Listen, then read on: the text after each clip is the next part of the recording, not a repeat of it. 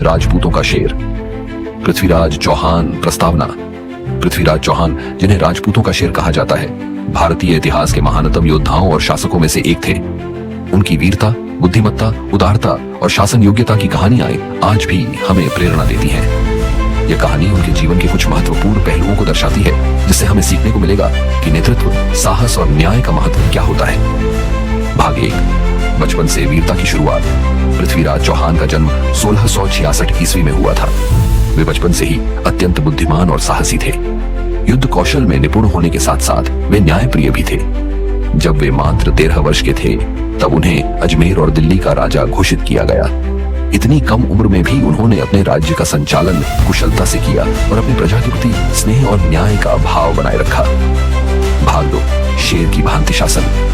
पृथ्वीराज चौहान ने अपने शासनकाल में कई महत्वपूर्ण निर्णय लिए, जिससे उनकी शक्ति बढ़ती गई। उन्होंने प्रजाहित में कार्य किए, कर व्यवस्था को संतुलित रखा और न्याय व्यवस्था को सुदृढ़ बनाया।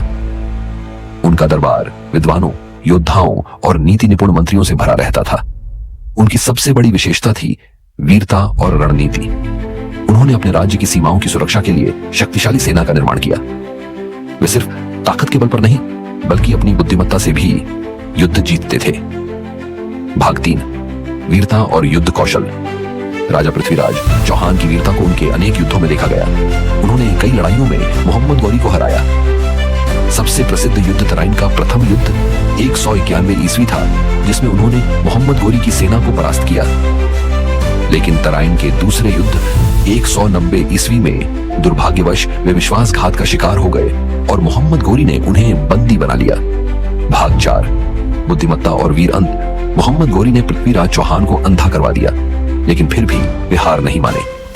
उनके दरबारी कवि चंद्रबरदाई ने उनकी सहायता की और एक योजना बनाई। गौरी ने पृथ्वीराज चौहान की तीरंदाजी की परीक्षा लेनी चाहिए। चंद्रबरदाई ने एक गुप्त संदेश दिया। 4 बांस 24 गज, अंगुल अष्टप्रमाण, ता ऊपर सुल्तान है, मत चूको चौहान। इस संदेश का अर्थ था कि सुल्तान गौरी 4 बांस ऊंचे मंच पर बैठा है। अंधे होने के बावजूद पृथ्वीराज चौहान ने सटीक निशाना लगाया और गौरी को मार गिराया। यह उनके साहस और बुद्धिमत्ता का सबसे बड़ा उदाहरण था। शिक्षा जो हमें पृथ्वीराज चौहान से लेनी चाहिए। 1। वीरता और साहस। किसी भी परिस्थिति में डरना नहीं चाहिए, बल्कि अपने आत्मबल को बनाए रखना चाहिए। 2। बुद्धिमत्ता और रणनीति। सिर्फ ताकत ही नहीं, बल्कि चतुराई भी जरूरी होती है। 3। उदारता और न्यायप्रियता। एक सच्चे नेता को हमेशा न्याय और प्रजा के हित के बारे में सोचना चाहिए। 4। देशभक्ति और स्वाभिमान।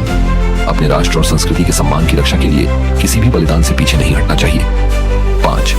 धैर्य और दृढ़ संकल्प। कठिन परिस्थितियों में भी हार नहीं माननी चाहिए। निष्कर्ष, पृथ्वीराज चौहान सिर्फ एक राजा नहीं, बल्कि एक महान योद्धा और देशभक्त थे।